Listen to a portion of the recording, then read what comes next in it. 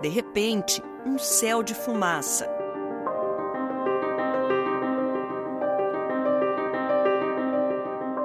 Eu sinto o ar pesado, a gente fica cansado mais cedo, mais rápido, não tem como fazer exercício nesses horários, somente à noite. A gente acorda com dor de cabeça, com problemas respiratórios, dificuldade de respirar.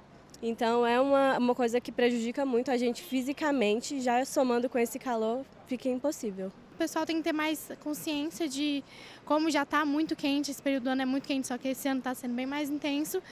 Ser consciente mesmo de tentar evitar ao máximo, né, qualquer coisa que possa causar um fogo, algo assim do tipo. Todo mundo reclama e os dados mostram a gravidade do problema. De janeiro a setembro deste ano, foram mais de 11 milhões de hectares queimados no Brasil.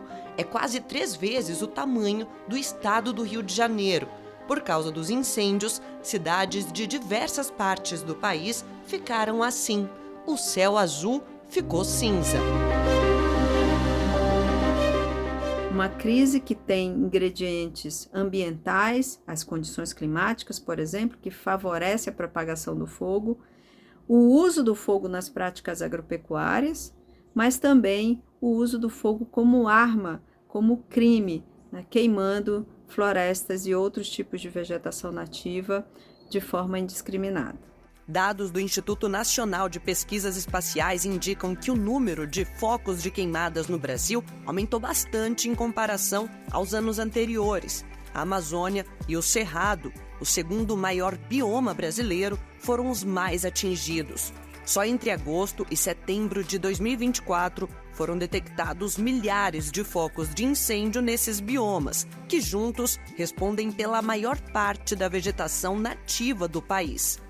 Metade desses focos estão concentrados na região amazônica, cerca de 30% concentrados no Cerrado e um pouco menos de 10% ocorrendo na Mata Atlântica. No Cerrado, conhecido por ser o berço das águas do Brasil, o impacto das queimadas é devastador. O bioma, que abriga importantes nascentes e rios, é um dos mais afetados pelo uso do fogo para a renovação de pastagens e o preparo de áreas para a agricultura. Na Amazônia, o desmatamento ilegal tem contribuído para uma escalada sem precedentes dos incêndios, com áreas sendo devastadas para abrir caminho para a pecuária e a agricultura. Um ciclo vicioso de destruição e perda de biodiversidade. O aumento da temperatura também contribui para a incidência dos incêndios, já que eleva a evaporação da umidade do solo e da vegetação e cria um ambiente mais inflamável. O fogo, nesse momento, ele tem uma temperatura muito mais elevada, ele queima muito mais gás carbônico, a gente está emitindo muito mais gás de efeito estufa, a gente está trazendo uma temperatura que algumas espécies não sobrevivem, a gente está trazendo problema para os animais que não conseguem fugir nesse momento. Então, a gente tem uma fauna silvestre que está sendo comprometida, a gente está tendo uma flora que está sendo comprometida, diminui a quantidade de água nos lençóis freáticos, então os recursos hídricos também são comprometidos. Os biomas da Amazônia, do Cerrado, da Mata Atlântica e do Pantanal compartilham de consequências devastadoras. Fauna e flora sofrem e são afetadas. Animais veem seus habitats naturais destruídos pelas chamas e fogem para sobreviver. Outros morrem pelo caminho ou são resgatados. A gente tem um prejuízo tanto para a fauna, para a flora, para os nossos recursos hídricos e também para a nossa qualidade do ar, para a nossa qualidade de vida das pessoas, dos seres humanos. O fogo pode chegar na casa de alguém, pode chegar em várias áreas que possam estar comprometendo a qualidade de vida de todos nós. As queimadas também liberam grandes quantidades de carbono, contribuindo ainda mais para o aquecimento do planeta. O corpo humano também é prejudicado pela mistura de gases e partículas finas das fumaças. Pessoas que têm doenças crônicas, como asma, DPOC, doenças cardíacas, podem ter mais risco pela exposição à fumaça. Gestantes também, têm mais risco de complicações até relatado, né, parto prematuro e baixo peso ao nascer. Em Brasília, as equipes de bombeiros militares do Distrito Federal atuaram dia e noite numa operação de combate ao fogo em pontos distintos incendiados. No Parque Nacional, milhares de hectares foram queimados. É um parque de extensão territorial muito grande, tá? Então a resposta do Corpo de Bombeiros ela foi de imediata, né? Então com 36 horas de trabalho, né, nós conseguimos fazer o controle do incêndio aqui dentro do Parque Nacional, ou seja, 3%, cerca de 3% aqui do Parque Nacional foi queimado. Então foi uma operação bastante exitosa, né? E hoje nós estamos aqui no parque ainda, porque a gente só sairá do parque com a extinção do incêndio.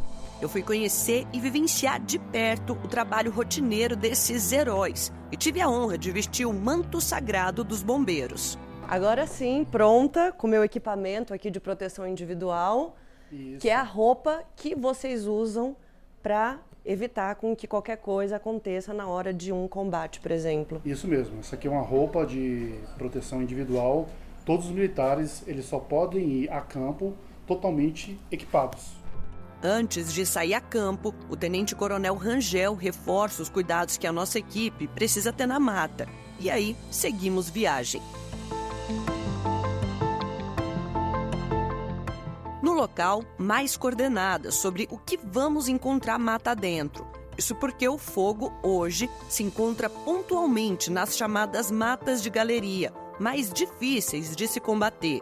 É um incêndio onde você não visualiza chamas, né? Você vê a fumaça saindo do solo, porque é um incêndio em profundidade. Então ali são matéria orgânica, né, de dias, meses, anos, né, as folhas acumuladas ali no local. Por segurança, a gente leva essa mochila com 20 litros d'água para possíveis focos de incêndios que possam aparecer pelo caminho. Mas dentro da mata, bombas de água já foram dispostas nos pontos críticos, onde há a necessidade de resfriamento da área. Estamos aqui no meio do nosso percurso e quanto mais a gente avança, mais vai ficando difícil, né? O ar vai ficando mais pesado por conta da fumaça, a terra é bem fofa e aqui a gente se deparou com um foco de incêndio subterrâneo que a Sargento Venturelli vai contar pra gente o que é. Justamente, quando a gente tem região assim de mata ciliar, de mata de galeria, né, a gente tem um incêndio subterrâneo, que ele queima por baixo da superfície, que tem matéria acumulada, tem guano. Então ele vai queimando por baixo, ele vai abrindo os caminhos, ele vai comendo a raiz das árvores e aí a terra vai ficando fofa. Isso traz um perigo para a gente que está combatendo, porque a gente pode afundar. E por ele ir queimando a raiz das árvores, as árvores ficam instáveis e elas podem cair durante o combate. Nossa equipe continua a caminhada nessa área de difícil acesso. Dá para ver que o fogo ainda não acabou. Focos de fumaça deixam as equipes em alerta. Agora aqui com o Capitão Gabriel, a gente já está numa área que ele disse que é perigosa, né? Porque é uma área considerada quente. Ainda está muito quente nessa área e observe ali que tem muitas raízes expostas e alguns troncos que já caíram. Então, nesse momento, para a gente avançar, a gente teria que abrir esse local aqui. Então, a gente prefere aqui fazer a chamada linha fria, que a gente vai alagando próximo à área verde, porque se esse fogo volta e quiser pular para o outro lado que está verde, ele vai parar nessa área aqui que a gente já alagou. Então, nós alagamos esse primeiro ponto aqui e nós estamos avançando até fechar essa linha aqui.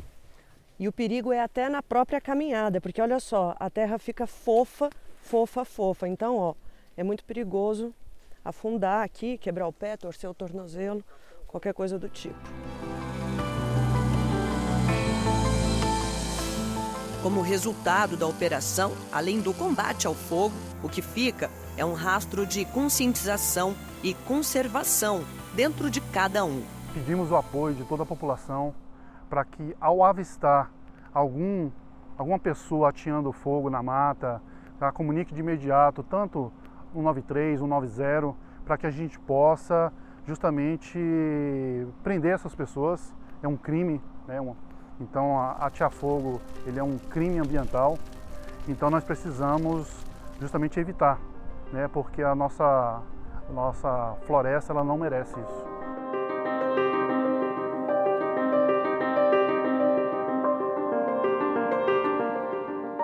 E ainda, o repórter Leonardo Ferreira mostra a atuação do judiciário no combate aos incêndios no país. É logo mais, não saia daí.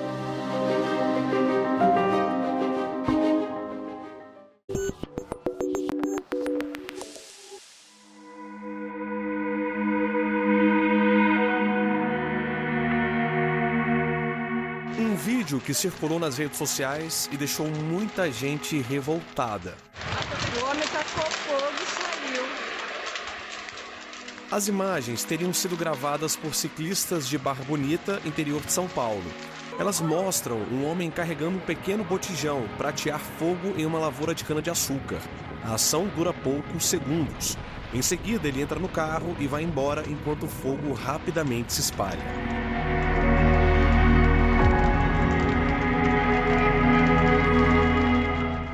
As imagens que você acabou de ver chegaram até a Polícia Militar Ambiental, que começou a investigar o caso. O que ninguém imaginava é que, na verdade, o homem estava ajudando a combater o incêndio. Ele utilizou a técnica chamada fogo contra fogo. É simples de entender, funciona assim. O fogo é ateado em algumas áreas de forma controlada para evitar que as chamas se espalhem. Com a área queimada, em casos de incêndios, por exemplo, como não há mais vegetação que sirva de combustível, o fogo não se propaga. A queima controlada é permitida por lei em áreas com limites físicos previamente definidos, segundo o Instituto Brasileiro de Meio Ambiente e dos Recursos Naturais e Renováveis, o IBAMA. O Código Florestal também permite essa prática controlada em unidades de conservação. A gente tem a possibilidade tanto do uso do fogo, que faz parte do manejo de uma determinada cultura, quanto do uso do fogo até para prevenir os incêndios, ou então para uma finalidade científica. Muitas vezes é contraintuitivo, né? A gente geralmente não imagina isso. Mas para essas situações a gente tem um procedimento, né? É feito um pedido de autorização no órgão ambiental para que isso seja possível. O uso do fogo, ele pode ser um aliado, mas ele precisa ser bem planejado, ele precisa ser de uma forma ordenada, no período certo, na época correta, com pessoas treinadas e capacitadas para isso, porque a gente pode querer auxiliar, querer fazer uma técnica que já está sendo disseminada, mas se a pessoa não tiver uma capacitação para aquilo, ela pode perder o controle do fogo e a gente pode causar acidentes, né? Então, realmente tem que ser de uma forma muito bem planejada, as áreas muito bem previstas, com pessoas que já estão acostumadas a fazer o uso do fogo. Depois que as imagens viralizaram, pelo menos 3 informações falsas foram desmentidas. Em nota, a empresa de energia que o brigadista trabalha informou que o vídeo foi gravado em maio deste ano, portanto não tem relação com os incêndios criminosos de agosto em São Paulo. O segundo ponto esclarecido foi a localização. O vídeo foi gravado, na verdade, em Conceição das Alagoas, em Minas Gerais. E, por fim, não houve incêndio criminoso, e sim a técnica contra-fogo prevista em lei. A pessoa que não conhece a realidade, ela acha que o cara estava fazendo um fogo criminoso, mas na verdade ele estava usando uma técnica de fogo contra fogo de formas a queimar aquela matéria orgânica que estava aqui, aquela palha, e consequentemente quando o fogo chegasse ali ele parava. Mas a pessoa não sabendo, ela divulga às vezes uma notícia errada. Hoje na cana-de-açúcar, no Brasil como um todo, é proibido fogo para queimar a palha para colher a cana, é tudo colhido com máquinas, e esse risco então de o produtor rural, o plantador de cana, usar fogo para melhorar o corte da cana, isso não existe mais porque a colheita é mecanizada. Malinsky é engenheiro agrônomo e produtor rural em Planaltina, Distrito Federal. A nossa conversa é em uma plantação de milho atingida pelos últimos incêndios. A palha que vocês veem aqui é interessante para nós porque ela protege o solo e é importante para a matéria orgânica, para os micro-organismos do solo, mas essa palha também, quando está seca assim, ela é altamente inflamável. Então, com uma pequena fagulha, uma bituca de cigarro, às vezes um cabo de um fio elétrico que cai no chão, ou o aquecimento do fio que provoca uma queda dos isoladores, causa esse fogo. O engenheiro agrônomo explica que as queimadas são uma das principais preocupações para quem trabalha com a terra. Elas destroem lavouras e pastagens, degradam o solo e elevam os custos com o replantio e recuperação da área produtiva. O fogo é um inimigo muito grande do produtor rural, porque ele acaba prejudicando o solo e, consequentemente, o meio ambiente também. A fumaça também faz mal para a saúde das pessoas, né? Então, em geral, nós evitamos, inclusive, queimar lixo, coisa assim, nessas áreas, e principalmente nesses dias que tem vento, porque o risco é muito grande. O fogo naturalmente se alastra em questão de segundos e, dependendo das condições climáticas e características de cada região, o vento contribui ainda mais. Se ventar bastante e estiver queimando, um fogo acidental, ou até criminoso, né, é um problema. Pelo menos 20 propriedades da região foram atingidas pelo fogo. Para nós que somos produtores rurais, as queimadas é muito impactante hoje, devido ao uso de plantio direto das palhadas, e o fogo destruindo essa palhada, ele destrói um histórico completamente do que foi feito no passado. Aí o fogo destrói toda a nossa palha, vai embora nosso potássio, vai embora nossa proteção do solo, a questão de erosões. A gente fica descoberto nessa parte aí. Ângelo é produtor rural há mais de 40 anos. A propriedade dele tem 300 hectares, o equivalente a 300 campos de futebol. A fazenda não foi atingida pelo fogo porque ele se precaveu e fez a técnica do fogo contra fogo, que mostramos no começo do bloco. Devido a isso também dificulta muito a entrada de fogo, inclusive fogo de fora. E a gente procura estar sempre monitorando. Qualquer fumaça a gente já procura correr com água, com tratores, para apagar logo esse fogo, para que ele não se expanda rapidamente. Voltamos a conversar com o advogado. Ele explica que incêndio de forma intencional é crime no Brasil, previsto no Código Penal, com reclusão de 3 a 6 anos, além de multa, e que há várias legislações ambientais que tratam do tema. A última, inclusive, foi aprovada em julho deste ano. É a 14.944, que institui a Política Nacional de Manejo Integrado do Fogo. Ela reforça pontos que antes a gente já tinha, né? A gente já tem o Código Florestal, que, em regra, proíbe a utilização de fogo, claro, tem as possibilidades em que isso é possível, e a lei de crimes ambientais. A gente tem tipos penais lá justamente para quem comete esse tipo de ato. O enfrentamento das queimadas criminosas é também uma preocupação do Poder Judiciário. As verbas das penas pecuniárias e das multas em ações coletivas vão ser destinadas para combater os incêndios no país. O anúncio foi feito pelo presidente do Supremo Tribunal Federal e do Conselho Nacional de Justiça, ministro Luiz Roberto Barroso. O dinheiro vai ser destinado no mesmo modelo adotado pelo CNJ no Rio Grande do Sul, durante as enchentes que atingiram o estado em maio deste ano. Nós estamos vivendo uma situação de emergência, a maior seca da história do país, e mesmo os planos que o Supremo determinou que o governo elaborasse, né, no conjunto de ações que julgou recentemente, eles ainda estão no prazo, estão sendo apresentados. Na verdade, a intensidade da seca, de certa forma, surpreendeu a todos, e nós estamos todos preocupados em enfrentar, na medida da competência de cada um. O Supremo Tribunal Federal também autorizou crédito extraordinário para combater as queimadas. A decisão do relator, ministro Flávio Dino, vai permitir que o governo federal amplie as ações, inclusive para a apuração dos crimes ambientais. Nós não podemos normalizar o absurdo. Nesse instante, 60% do território nacional, direto ou indiretamente, está sentindo os efeitos dos incêndios florestais das queimadas. Uma autêntica pandemia de incêndios florestais. E assim como os 3 poderes se mobilizaram quando do enfrentamento da pandemia do coronavírus ou quando da tragédia ambiental no Rio Grande do Sul, idêntica mobilização deve ser feita, está sendo feita em larga medida, mas deve ser reforçada, ampliada, para que essa pandemia seja enfrentada.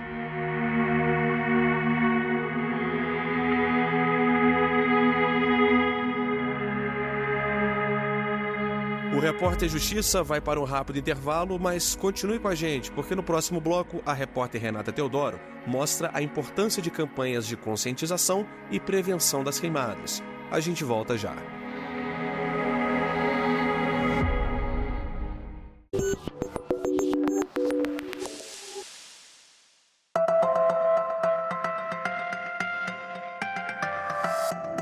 Preservação e conservação do meio ambiente, práticas sustentáveis, ensino consciente, gerações que fazem a diferença agora, num futuro mais que presente. Ser o meio ambiente o ser humano sobrevive. A gente depende do meio ambiente para isso. Então, cabe a nós cuidar dele. É bom para as próximas gerações que eles têm que aprender que a natureza é uma moeda de troca. Você cuida dela, ela cuida de você. A gente precisa da natureza para viver para tudo. Além da natureza nos faz muito bem.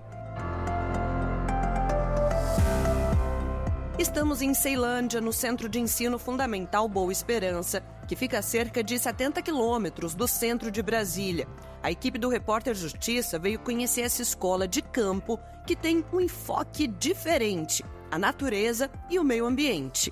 A gente separa as frutas, os restos de frutas, dos papéis. A gente tem ali uma como é que é, meu Deus? Isso, uma composteira. Aí, toda vez que entregam frutas pra gente, cada um é responsável pela sua, quando pega. Então a gente vai lá, pede licença ao professor e bota o resto de fruta naquele lugar devido. O professor passou um trabalho pra gente pesquisar sobre os oceanos poluídos, né? Então a gente vê que cada espécie de peixes que a gente mata, quantos bichos podem sofrer com isso, né? Por comer um plástico ou um papel ou muitas coisas, né? E isso acaba traz problemas pra gente, né? Que também nos alimentamos dos animais e da vegetação que acaba sofrendo com isso. Como diretor do CEF Boa Esperança, Jordânio é quem dá o tom a esse ambiente colaborativo e de conscientização. Desenvolve diversos projetos com os alunos, como a apicultura, o plantio de árvores nativas do cerrado, a limpeza da área verde e de convivência da escola, a manutenção da horta orgânica, além de várias outras atividades voltadas à educação ambiental. Temos aqui um projeto integrado de sustentabilidade que engloba tanto a parte administrativa da escola, a parte estrutural, temos biodigestor, telhado branco para refletir o calor do sol, né? Plantio de árvores próximo à escola para aumentar a umidade e a incidência de sombra. Aí, além disso, nós trabalhamos com a gestão de resíduos da escola, compostando aquilo que é possível compostar, né? Fazendo uso racional dos resíduos que são produzidos na escola. Da teoria para a prática, isso porque os alunos que cuidam aqui do espaço, então são eles que fazem uma vistoria semanal para saber como é que tá, o que é que precisa fazer, o que é que está faltando, é isso mesmo, É Jamile? isso mesmo. Aí, seguindo o nosso formulário, a gente vai olhar essa área. Vamos procurar resíduos, lixos e juntar tudo e depositar no local devido. O que também ajuda, contribui para que não haja queimadas. Mantemos o ambiente limpo para espalharmos as folhas para que nunca precise queimar. Perfeito. Então, mão na massa agora, né, gente? Vamos lá?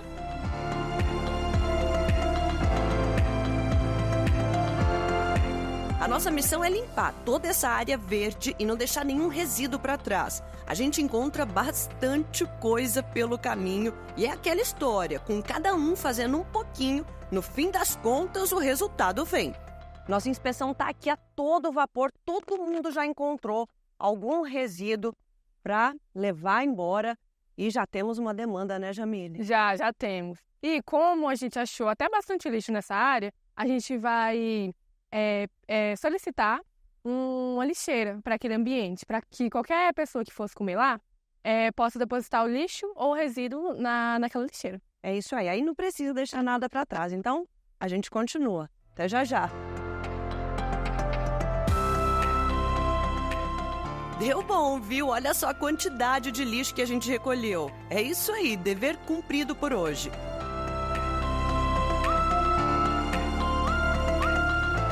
Todo esse cuidado com o bosque, que ganhou um nome carinhoso de Boa Esperança, também foi prejudicado com as queimadas no Distrito Federal. A fumaça afetou a qualidade do ar nas proximidades da escola e os estudantes sentiram os prejuízos. Alguns sentiram pelas abelhas, que eles aprendem a ter afeto por elas, sentiram pelos animais do cerrado, que eles aprendem sobre eles e criam afeto por eles, e sentiram pela flora, que é tão rica, a flora do cerrado, e pelas águas. Então aqui já circulava entre eles o comentário de: caramba, a gente está perdendo muito com isso, com essa queimada. Eu realmente passei mal por conta da fumaça. Tosse seca, garganta seca, nariz principalmente seco, assim, muito esquisito o tempo que ficou. A gente viu muitos filhotes de pássaros que a gente nunca tinha visto antes. De vez em quando a gente vê uns voando, eu vi muito, tinha uma ave, que eu não vou lembrar o nome agora, mas eu nunca tinha visto dela lá em casa, e ela apareceu. E isso, por mais que seja legal ver, bonito, traz uma certa preocupação, né? Porque a gente vê que não está tendo mais o lance deles estarem no lugar que eles sempre estiveram, né? Ainda assim, essa turma é digna de respeito e inspiração para as antigas e para as próximas gerações. Tudo é importante. E a coisa de plantar e colher, né? Literalmente é plantar e colher aqui. Isso é importante para sabermos que a natureza não é um simples elemento e que ela precisa se renovar e a gente precisa cuidar dela para ela continuar sempre aqui conosco. E assim eu encerro o Repórter Justiça desta semana. O que deve ser trabalhado com os estudantes e com a humanidade em si é a gente preparar um mundo melhor, por um mundo melhor para aqueles que virão. Então a gente usufrui do que tem, conserva e planeja para frente.